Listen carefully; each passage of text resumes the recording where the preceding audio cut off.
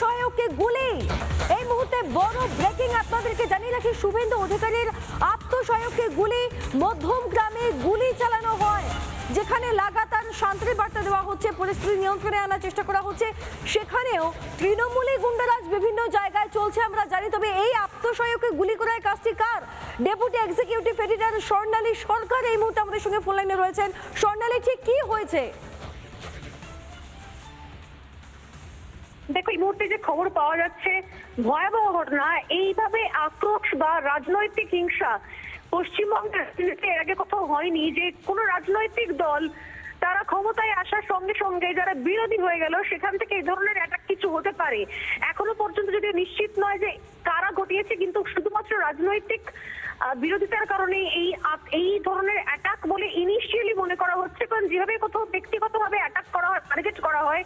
চন্দ্রনাথ রথ দীর্ঘদিন ধরে শুভেন্দু অধিকারীর আত্মসহায়ক, তার সমস্ত বিষয়ে তিনি খেয়াল রাখতেন, এবং এই যে পলিটিক্যাল যে যুদ্ধ চলছিল ভবানীপুর থেকে শুরু করে সমস্ত শুভেন্দু অধিকারীর রাজনৈতিক যে সফর, তার সঙ্গে থেকে পুরোটাকে যে ম্যানেজ করা, কোঅর্ডিনেট করা, সেটা করতেন চন্দ্রনাথ রথ।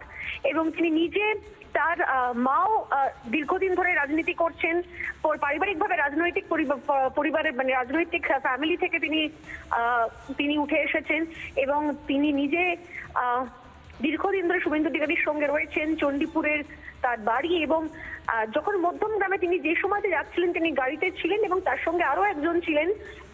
তাকে টার্গেট করে গুলি চালানো হয়, 3টে গুলি পরপর চালানো হয়। একটা গুলি চালানো হয় মাথায়, এবং দুটো তার শরীরের অন্য দুটো প্রান্তে লাগে, হাতে লাগে, বুকে লাগে।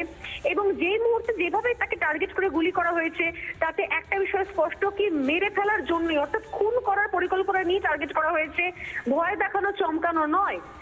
একদম মাথা লক্ষ্য করে গুলি করা হয়, এবং বিপুল পরিমাণ রক্তক্ষরণ হয়েছে। যদি তার পরপরই তাকে হাসপাতালে নিয়ে যাওয়া হয়, কিন্তু যে খবর আমরা পাচ্ছি সূত্র মোতাবেক মাথায় গুলি লাগার কিছুক্ষণের মধ্যেই কিন্তু ঘটনাস্থলেই মারা যান চন্দ্রনাথ রথ। এবং এই মুহূর্তে শুভেন্দু অধিকারী সেখানে পৌঁছচ্ছেন। পরিস্থিতির দিকে নজর রাখছি আমরাও, কারণ এই রাজনৈতিক সন্ত্রাস, এই ধরনের আক্রমণ, এই ধরনের ব্যক্তিগত স্তরে এই ধরনের খুনখুনি হানাহানির রাজনীতি বাংলা দেখেনি। এইভাবে নির্বাচনের মাত্র 2-3 দিনের মাথায়, রেজাল্ট বেরোনোর 2-3 দিনের মাথায় আমরা নজর রাখছি পরিস্থিতির দিকে।